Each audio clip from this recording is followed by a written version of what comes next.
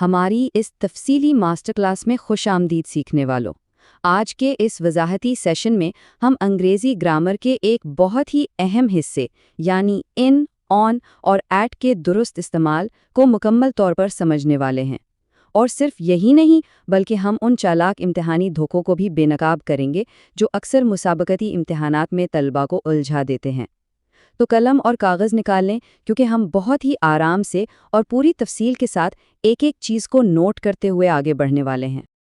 آج کے ہمارے اس سیشن کا خاکہ کچھ یوں ہوگا۔ سب سے پہلے ہم گرامر کی ٹرکس اور امتحانی دھوکوں پر بات کریں گے، پھر وقت کا تکون اور جگہ کے اصول سمجھیں گے، اس کے بعد فکسڈ پریپوزیشنز کے دھوکے دیکھیں گے، اور آخر میں ایک سمری چیٹ شیٹ کے بعد 10 سوالات پر مبنی ایک شاندار ایکٹیو ریکال میگا ٹیسٹ بھی ہوگا۔ تو چلیے بلا تاخیر اپنے پہلے حصے کی طرف بڑھتے ہیں، جو ہے گرامر کی ٹرکس، امتحانی دھوکے اور لفظی ترجمے یعنی لٹرل ٹرانسلیشن سے آگے نکلنے کی ضرورت۔ اچھا، تو ہمارا سب سے بنیادی مسئلہ کیا ہے؟ جب ہم انگریزی بولنے یا لکھنے کی کوشش کرتے ہیں تو قدرتی طور پر پہلے اپنی مادری زبان میں سوچتے ہیں اور پھر اس کا لفظ بلفظ انگریزی میں ترجمہ کرتے ہیں۔ دراصل یہ لفظی ترجمہ ایک بہت بڑا جال ہے۔ امتحانات بنانے والے اس کمزوری کو بخوبی جانتے ہیں اور جان بوجھ کر ایسے سوالات دیتے ہیں جہاں یہ عادت نقصان کروا دے۔ آج ہمارا بنیادی مقصد اسی سوچنے کے انداز کو بدلنا ہے تاکہ ترجمے کے بجائے انگریزی کی اپنی خاص منطق کو سمجھا جا سکے۔ اس منطق کو سمجھنے کے لیے ہم اپنے دوسرے حصے کا آغاز کرتے ہیں، جسے ہم وقت کا تکون یعنی دی ٹرائنگل آف ٹائم کہتے ہیں۔ سب طلباء اسے اپنے نوٹس میں ضرور لکھ لیں۔ ہم وقت کو بڑے سے چھوٹے کی طرف ترتیب دیتے ہیں۔ ایک تکون کا تصور کریں۔ تکون کے سب سے اوپر اور چوڑے حصے میں ان آتا ہے۔ یہ بڑے وقت یعنی مہینوں، سالوں یا موسموں کے لیے استعمال ہوتا ہے، جیسے ان 2026، ان اپریل یا ان ونٹر۔ پھر تکون میں تھوڑا نیچے آئیں تو درمیانے وقت کے لیے آن آتا ہے، یعنی جب مخصوص دنوں اور تاریخوں کی بات ہو، جیسے آن منڈے یا آن 26 جنوری۔ اور تکون کے بالکل نچلے نوکیلے حصے پر ایٹ ہے۔ یہ گھڑی کے بالکل ٹھیک اور فکس ٹائم کے لیے ہے، جیسے ایٹ 7:30 AM۔ وقت کے بعد اب ہم فزیکل سپیس یا طبی جگہوں کی طرف آتے ہیں۔ یہ ہمارا تیسرا حصہ ہے، جگہ کے اصول یعنی دی رولز آف پلیس۔ اب ذرا اس تصور پر غور کریں۔ یہاں جگہ کا حجم یا اس کی نوعیت اہمیت رکھتی ہے۔ اگر جگہ بند ہے یا بہت بڑی ہے، جیسے کوئی شہر یا ملک، تو ہم ان کا استعمال کریں گے، جیسے ان جلگاؤں یا کمرے کے اندر ہونے پر ان دی روم۔ لیکن اگر کوئی چیز کسی سطح کو یعنی سرفیس کو واضح طور پر چھو رہی ہے تو اس رابطے کو ظاہر کرنے کے لیے ہم آن لگائیں گے، جیسے میز پر پڑی کتاب کے لیے آن دی ٹیبل۔ اور اگر بات کسی بہت ہی خاص اور چھوٹے مخصوص پوائنٹ کی ہو جہاں آپ کھڑے ہیں تو ایٹ استعمال ہوگا، جیسے بس سٹاپ پر کھڑے ہونے کے لیے ایٹ دی بس سٹاپ۔ اسے بھی جلدی سے اپنے نوٹس کا حصہ بنا لیں۔ بہترین۔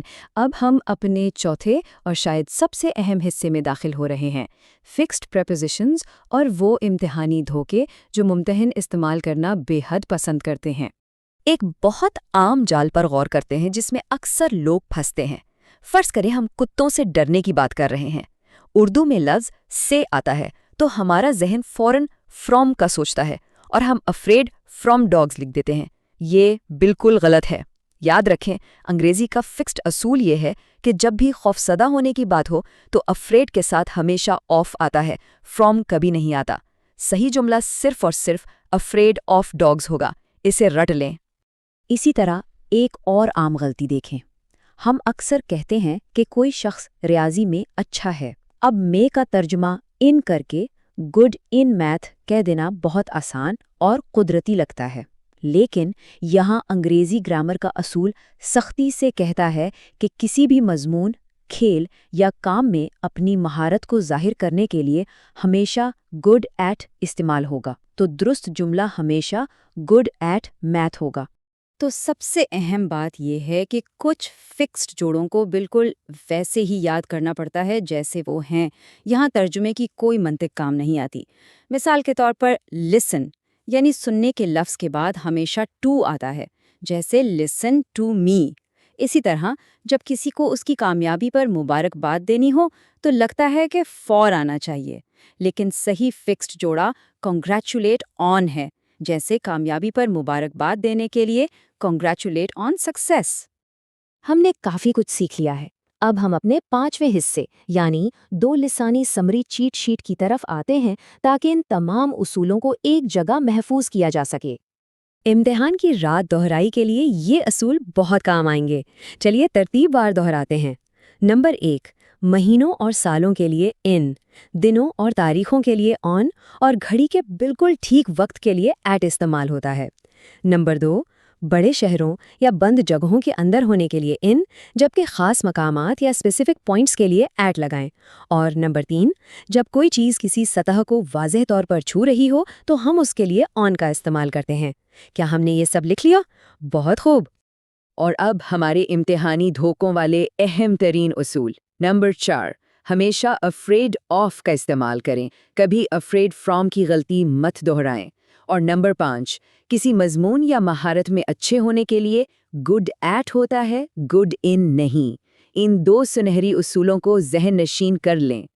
اور اب وقت آ گیا ہے اپنے سیکھے گئے علم کو پرکھنے کا۔ چھٹا حصہ، ایکٹیو ریکال میگا ٹیسٹ۔ یہ 10 سوالات کا چیلنج ہے۔ اپنے نوٹس نکال لیں، ہم باری باری ان سوالات کو تفصیل سے حل کریں گے تاکہ وجہ بھی سمجھ آئے۔ پہلا سوال، I will meet you dash Monday۔ I will meet you dash Monday۔ ہم جانتے ہیں دنوں کے نام کے ساتھ آن آتا ہے تو جواب آن ہوگا۔ دوسرا سوال، She was born dash 1995۔ She was born dash 1995۔ یہ ایک سال ہے اور ہم نے پڑھا ہے کہ سالوں کے ساتھ ان کا استعمال ہوتا ہے۔ تیسرا سوال، starts exactly dash 10 AM۔ starts exactly dash 10 AM۔ یہ گھڑی کا بالکل فکس وقت ہے تو وقت کے تکون کے اصول کے مطابق یہاں ایٹ آئے گا۔ چوتھا سوال دیکھتے ہیں جس میں ہمیں جملے کی غلطی پہچاننی ہے۔ He is very good in English۔ He is very good in English۔ ہم نے چیٹ شیٹ میں سیکھا تھا کہ کسی مضمون میں مہارت کا فکسڈ اصول گڈ ایٹ ہے تو ان کی جگہ ایٹ آئے گا۔ پانچواں سوال، I am afraid dash dogs۔ I am afraid dash dogs۔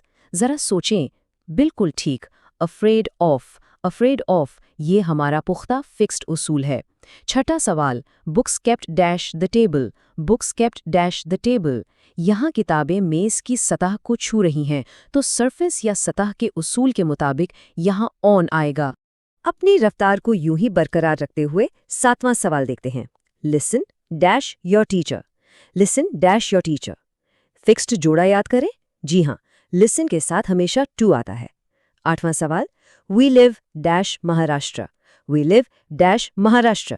چونکہ مہاراشٹر ایک بہت بڑی جگہ اور ایک مکمل ریاست ہے تو بڑی جگہوں کے اصول کے تحت یہاں ہم بلا جھجک ان کا استعمال کریں گے۔ یہ سب وجوہات ساتھ ساتھ لکھتے رہیں۔ اور اب ہم اس میگا ٹیسٹ کے آخری 2 سوالات پر پہنچ گئے ہیں۔ نواں سوال، کنگریچولیٹ ہم ڈیش ہز سکسیس۔ کنگریچولیٹ ہم آن ہز سکسیس۔ مبارکباد دینے کا فکسڈ اصول کنگریچولیٹ آن ہے، فور نہیں، تو جواب آن ہوگا۔ اور 10واں اور آخری سوال، ویٹنگ ڈیش دا بس اسٹاپ۔ بس اسٹاپ انتظار کرنے کا ایک مخصوص پوائنٹ ہے تو یہاں ایٹ آئے گا۔ زبردست۔ ان تمام 10 سوالات کے چیلنج کو کامیابی سے سمجھنے اور حل کرنے پر بہت بہت داد۔ تو اس وضاحتی سیشن کے اختتام پر ایک بہت ہی اہم اور گہرا سوال جو ہمیں خود سے پوچھنا ہے، کیا اگلی بار انگریزی بولنے یا لکھنے سے پہلے جب ہمارا ذہن قدرتی طور پر مادری زبان میں سوچے گا تو کیا ہم لفظی ترجمے کے اس جال کو فوراً پہچان پائیں گے؟ امید ہے کہ آج ان ٹھوس اصولوں اور فریم ورکس کو اتنی گہرائی سے سمجھنے کے بعد اب ہم ترجمے کی بجائے انگریزی کی اصل منطق پر بھروسہ کریں گے۔ سیکھنے کے اس شاندار اور خوبصورت سفر کو یوں ہی جاری رکھیں۔